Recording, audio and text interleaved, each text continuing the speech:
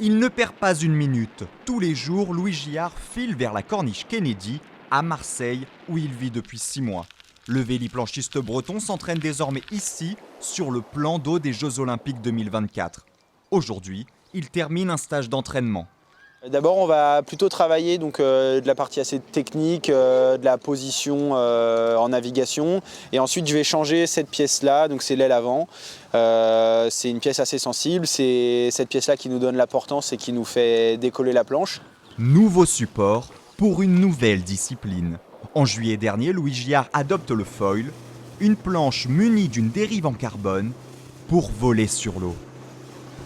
Louis, essaye de soulever le pied avant.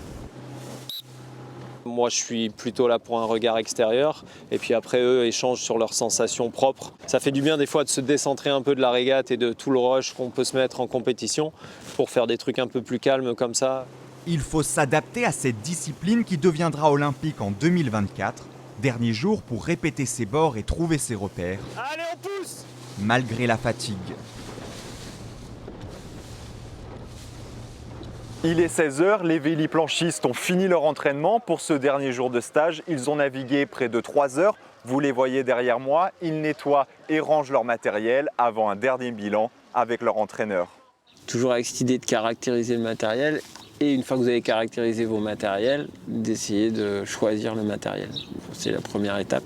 Étape indispensable pour progresser, même si pour certains, l'essentiel est ailleurs. Le but, c'est aussi de se faire plaisir et de passer du bon temps sur l'eau, de ne pas être trop sous la contrainte. Et pour l'instant, c'est vraiment le cas, donc c'est bien. C'est la fin de 2 semaines d'entraînement.